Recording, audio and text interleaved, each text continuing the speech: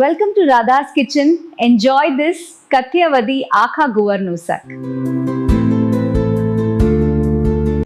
આજે આપણે બનાવવાનું છે આખા ગુવારનું શાક.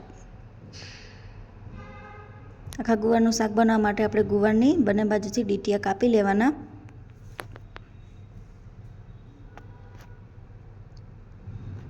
ત્યારબાદ આપણે એને વરાળમાં બાફવા મૂકી દેવાનું 20 થી 25 મિનિટ. આપણે ગુવાર બફાય છે ત્યાં સુધીમાં એક વાટકીમાં પીસેલું લસણ લઈ તેમાં ઉમેરી દેવાની હળદર, સ્વાદ મુજબ મીઠું, લાલ મરચું પાવડર અને ધાણા જીરું પાવડર. હવે એમાં આપણે થોડુંક પાણી ઉમેરી અને બધું સરસ મિક્સ કરી લેવાનું.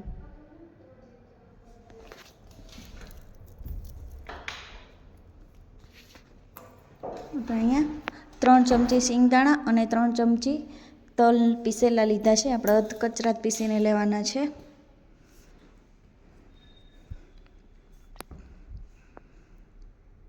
સરસ ગુવાર બફાઈ ગયો છે. 20 થી 25 મિનિટ થઈ ગુવાર બફાતા.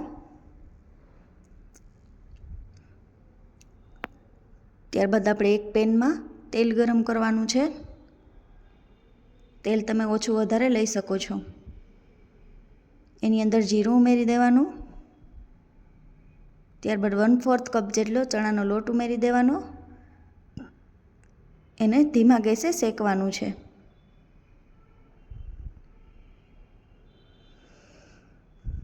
ગેસની ફ્લેમ સાવ લો જ રાખવાની છે. હવે એની અંદર લસણની પેસ્ટ આપણે તૈયાર કરી હતી એ ઉમેરી દેવાની.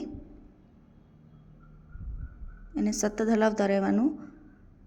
ત્યારબાદ અડધી વાટકી દહીં લઈ લીધું છે. એ ફ્રીજનું નથી લેવાનું, રૂમ ટેમ્પરેચર ઉપર હોય એ જ લેવાનું છે. એને પણ આપણે 2 થી 3 મિનિટ સાંતળી લઈશું. ગેસની ફ્લેમ લો જ રાખવાની છે જેથી નીચે બેસી ન જાય.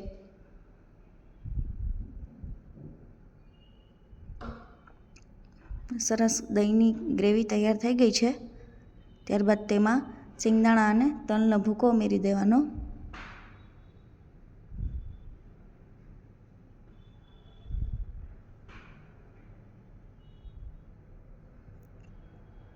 ત્યારબાદ તેની અંદર હળદર, સ્વાદ મુજબ મીઠું, લાલ મરચું પાવડર, ધાણા જીરું પાવડર. એને સરસ મિક્સ કરી લેવાનું.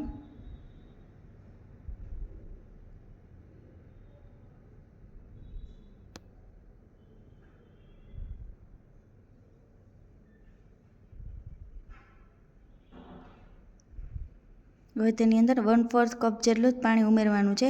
ગ્રેવી સહેજ પાતળી થાય એટલું જ ઉમેરવાનું છે. બહુ વધારે પાણી નથી ઉમેરવાનું કારણ કે ગુવાર તો આપણે બાફી લીધેલો છે એટલે. હવે આપણે એની અંદર ગુવાર ઉમેરી દઈશું.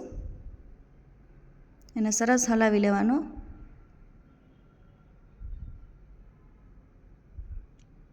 ટેસ્ટ બેલેન્સ કરવા માટે થોડી ખાંડ ઉમેરી દઈશું. તૈયાર છે આપણું આખા ગુવારનું શાક. જો તમને મારો વિડીયો પસંદ આવ્યો હોય તો મારી ચેનલને સબસ્ક્રાઈબ કરી દેજો. મારા વિડીયોને લાઇક, શેર અને કમેન્ટ કરીને જણાવજો કે કેવું બન્યું છે અને તમે ક્યારે એવું બનાવ્યું છે કે નહીં.